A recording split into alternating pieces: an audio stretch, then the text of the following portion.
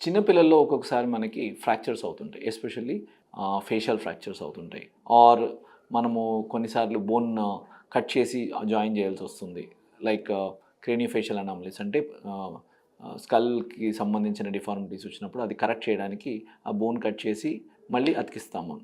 ప్లేట్లు వేయాల్సొస్తుంది. అటువంటి వాటిట్లో ఎటువంటి ప్లేట్స్ వెయిట్ చేయాలి? జనరల్‌గా చాలామందికి ప్లేట్లు వేయాలా? వేసినా ప్లేట్లు తీయాల్సొస్తదా?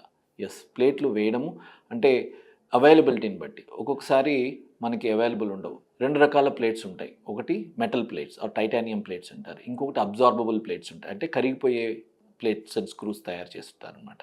సో, ఈ 2 వాడొచ్చు. సో, కరిగిపోయే ప్లేట్స్ అండ్ స్క్రూస్ వాడితే ఏమవుతుందంటే మళ్ళీ ప్లేట్స్ తీయాల్సిన అవసరం లేదు. ఎందుకంటే చిన్న పిల్లల్లో ఏదైనా మనము ఫ్రాక్చర్ అయినా ఆర్ ఇట్లా బోన్ కట్ చేసి మనం డిఫార్మిటీస్ కరెక్ట్ చేసినప్పుడు చిన్నపిల్లల గ్రోత్‌ని ఒకసారి మనం మైండ్‌లో పెట్టుకోవాల్సొస్తుంది. ఇప్పుడైతే చిన్నపిల్లల్లో మాక్సిమం గ్రోత్ ఉంటుంది. సో, మనము మెటల్ ప్లేట్స్ వాడినప్పుడు ఆ ప్లేట్స్ ఫిక్స్ చేయటం వల్ల గ్రోత్ మీద ఎఫెక్ట్ పడే అవకాశాలుంటాయి. సో, అందువల్ల ఎప్పుడైనా సరే మెటల్ ప్లేట్స్ చిన్నపిల్లల్లో వాడినప్పుడు 6-8 మంత్స్ ఏదైతే ఆ బోన్ ఫ్రాక్చర్స్ యునైట్ అయిపోతాయో, ఆ తర్వాత మళ్ళీ మనం వెళ్లి ఆ ప్లేట్స్ తీసేయవలసొస్తుంది. అలా తీసేయకుండా ఉండడానికే ఇప్పుడు కొత్తగా మనం అబ్జార్బబుల్ ప్లేట్స్ అని వస్తాయన్నమాట. అన్నిట్లో యూజ్ చేయలేము. కాకపోతే ఎంతవరకు వీలైతే అంతవరకు మనం అబ్జార్బబుల్ ప్లేట్స్ వాడొచ్చనమాట.